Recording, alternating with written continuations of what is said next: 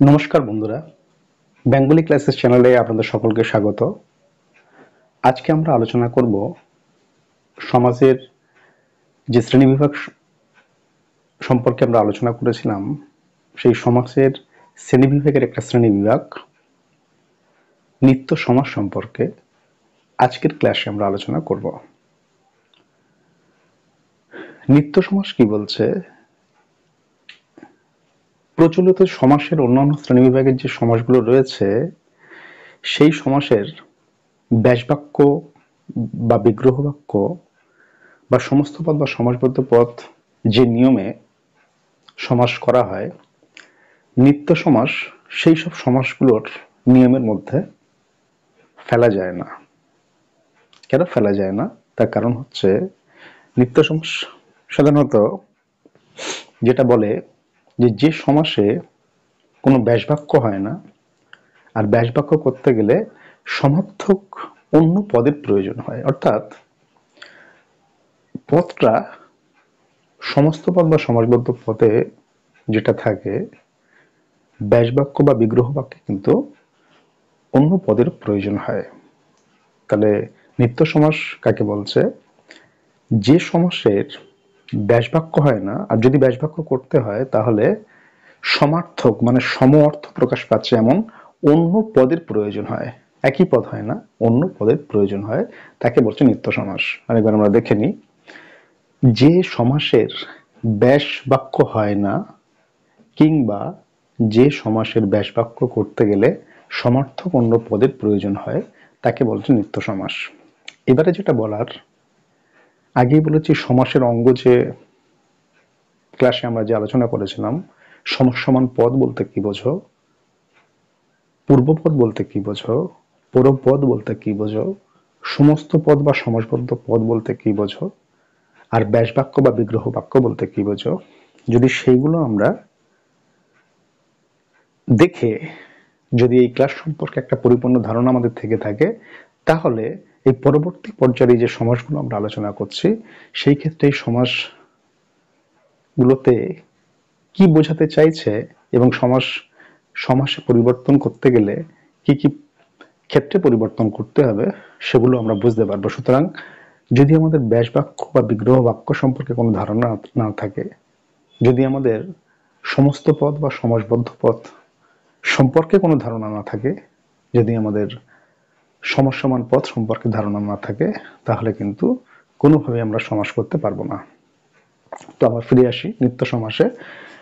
যে সমাসের ব্যাসবাক্য হয় না কিংবা যে সমাসের ব্যাসবাক্য করতে গেলে সমার্থক অন্য পদের প্রয়োজন হয়, তাকে নিত্য সমাস বলে।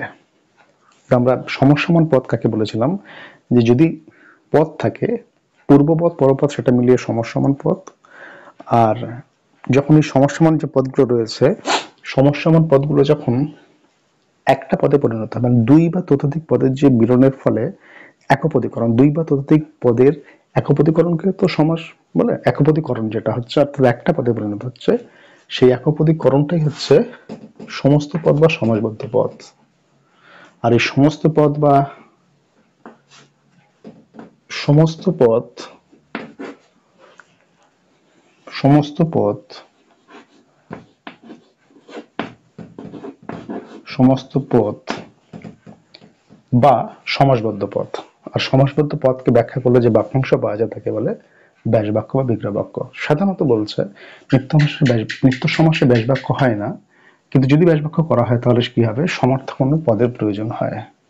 তো গ্রামান্তর হচ্ছে সমস্ত পদ বা সমাসবদ্ধ পদ। এটা যখন আমি ব্যাসবাক্য বা বিগ্রহ বাক্যের দিকে দেখব, এই অন্য গ্রামান্তর, একটা গ্রাম থেকে অন্য গ্রামে গেলে সেটা বলছে গ্রামান্তর। এটা হচ্ছে অন্য একটা পদ তৈরি হয়েছে, সমর্থক, অর্থাৎ অর্থটা কিন্তু সম অর্থ প্রকাশ করছে। মানে অন্য গ্রামান্তর বলতে যে বোঝাচ্ছে যেটা, এই অন্য শব্দের মধ্যে দিয়ে কিন্তু সম অর্থ প্রকাশ পাচ্ছে। তাহলে অন্য গ্রাম সেটা মিলিয়ে হয়ে যাচ্ছে গ্রামান্তর।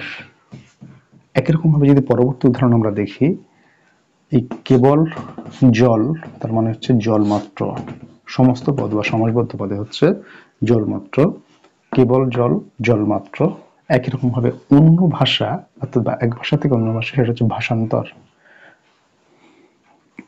চতুর্থ উদাহরণটি যেটা রয়েছে, কেবল একটি, ওটা হচ্ছে একটি মাত্র, এটা হচ্ছে সমস্ত পদ বা সমাসবদ্ধ পদ, এটা হচ্ছে ব্যাস বাক্য বিগ্রহ বাক্য। কেবল হাঁটা, হাঁটাহাঁটি। কেবল জ্ঞান, জ্ঞান মাত্র। অন্য দিন, দিনান্তর। অন্য ভাষা, ভাষান্তর। এটা অন্য ভাষা, ভাষান্তর। অন্য গ্রাম, গ্রামান্তর। তো নিত্য সমাস ক্লাসে মূলত হচ্ছে এই যে ক্লাস নিত্য সমাস, বাক্যাশ্রয়ী সমাস, অব্যয়ীভাব সমাস, এই সমাসগুলো করবার ক্ষেত্রে কতগুলো উদাহরণ আমাদের ভালো করে দেখতে হবে। উদাহরণের মধ্য দিয়ে আমাদের মধ্যে কি কনসেপ্ট বা ধারণা তৈরি হচ্ছে, সেই ধারণাই কিন্তু আমাদের পরবর্তী ক্ষেত্রে এই সংক্রান্ত সমাসের যদি কোনো প্রশ্ন আসে, তাহলে আমরা খুব সহজেই সেই সমাস এর প্রশ্নের উত্তর আমরা খুব সহজভাবেই করতে পারবো। তো প্রাথমিকভাবে নিত্য সমাস সম্পর্কে যে ধারণাটা জানা প্রয়োজন, সেটা হচ্ছে যে সাধারণত যে সমাসে ব্যাসবাক্য হয় না, এবং ব্যাসবাক্য করতে গেলে সমার্থক অর্থাৎ সম অর্থ প্রকাশ পাচ্ছে এমন অন্য পদের প্রয়োজন হয়, তখন তাকে নিত্য সমাস বলছে। আর উদাহরণ কতগুলো দিয়েছে, এই উদাহরণের মধ্য দিয়ে আমাদের কনসেপ্ট ধারণা তৈরি হবে যে কি করে আমরা নিত্য সমাস করব। কেবল জল, জল মাত্র। অন্য ভাষা, ভাষান্তর। অন্য গ্রাম, গ্রামান্তর। কেবল হাঁটা, হাঁটাহাঁটি। কেবল জল, জল মাত্র। কেবল জ্ঞান, জ্ঞান মাত্র। এই যে উদাহরণ, এই উদাহরণগুলোর প্রয়োগের মধ্য দিয়ে নিত্য সমাস সম্পর্কে আমাদের আশা করি একটা পরিপূর্ণ ধারণা তৈরি হয়েছে। এই সমাসগুলোর করবার ক্ষেত্রে উদাহরণগুলো বিচার বিবেচনা করে আলোচনার মধ্য দিয়ে দেখা প্রয়োজন।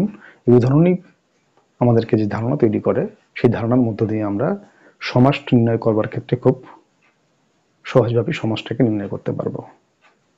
আগেই বলেছে, এই ব্যাকরণের সমস্ত প্রশ্নের সবগুলোই যে পুঙ্খানুপুঙ্খ সঠিক উত্তর আমরা করতে পারবো সকলেই, সেটা কখনো কখনো সম্ভব নয়, কারণ ব্যতিক্রমী অনেক সমাস আসে যেগুলো হয়তো কোনো কোনো ক্ষেত্রে আমরা আমাদের মধ্যে না পারার সম্ভাবনা থেকে থাকে।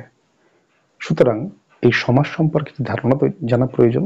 আর সমাসের মধ্যে যে উদাহরণগুলো প্রয়োগ করা হয়েছে, এই উদাহরণগুলোর মধ্যে দিয়ে যে ধারণা তৈরি হবে, সেই ধারণা পরবর্তী পর্যায়ে এই সমাস নির্ণয়ের ক্ষেত্রে আমাদের সহজসাধ্য করে তুলবে। তো আজকের নিত্য সমাস সংক্রান্ত যে ক্লাস আমাদের করলাম, তা এখানেই শেষ করছি। নমস্কার।